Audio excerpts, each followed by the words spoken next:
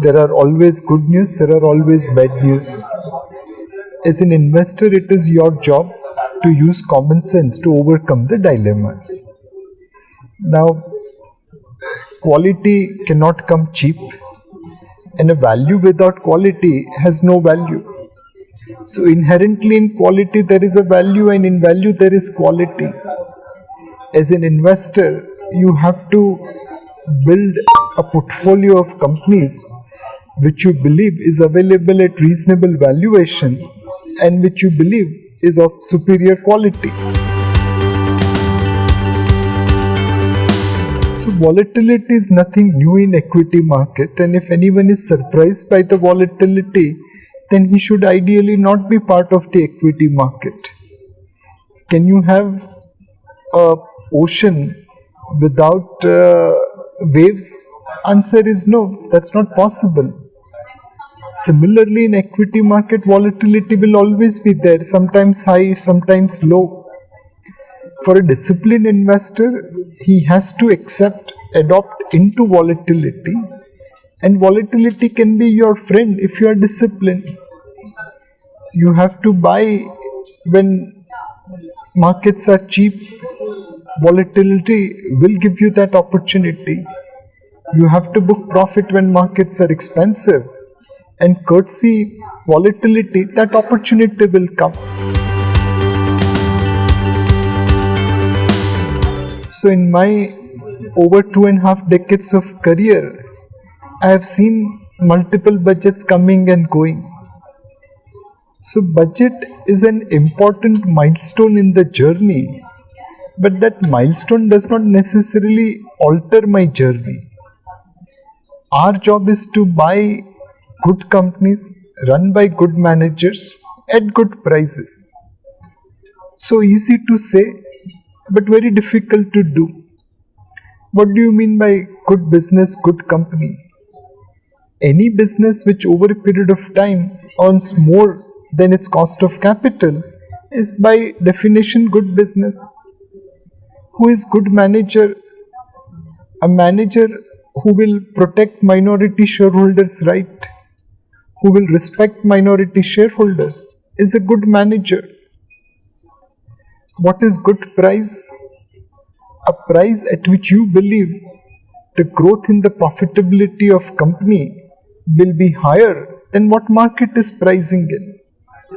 So if you build portfolio of companies which are good, generating more return than cost of capital, run by good managers who respect minority shareholders and follow governance, and available at a price which is reasonable, that combination will always create money for you.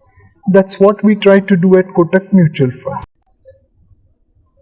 If we see globally, how does countries create growth?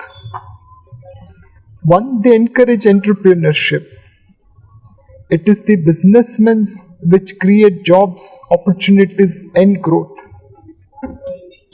These entrepreneurs are equipped with capital. It's difficult to create businesses without availability of capital. So as a country, we have to encourage entrepreneurship and support them by providing adequate capital, both debt and equity. And as a pure citizen, let me point out one thing where we have gone wrong. In last 8 years, Indians have imported $245 billion worth of gold and precious stones on a net basis after excluding our exports. The total foreign portfolio investment in India is just about $145 billion in that time frame. We have remitted $100 billion net abroad. If that $100 billion on a net basis was given to our entrepreneurs in terms of capital, what growth they would have created.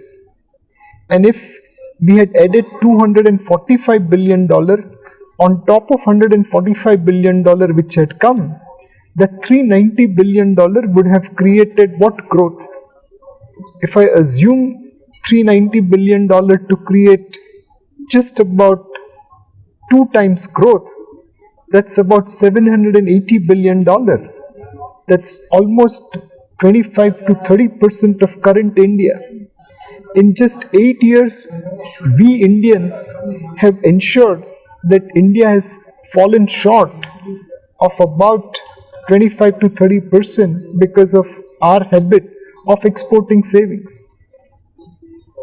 We must retain domestic savings to provide capital to domestic entrepreneurs. And third and the final thing which helps businesses grow is the rule of law.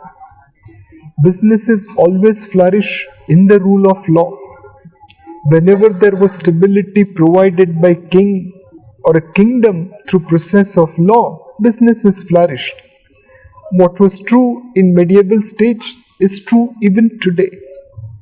Entrepreneurs need capital and rule of law to create growth, and as India, we must accept and adopt that.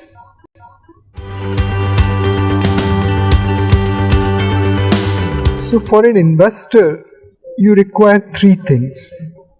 One, you have to be a regular investor. That allows you to ride the volatility of the markets. There will be always downturn as well as upturn in the market, just like day and night. If you do regular investment, by definition you will be averaging yourself into the market. Second, you have to be long-term investor. A mango tree takes 12 years to deliver mango, and none of us go and pray to the God that God please deliver mango in 6 months or 1 year.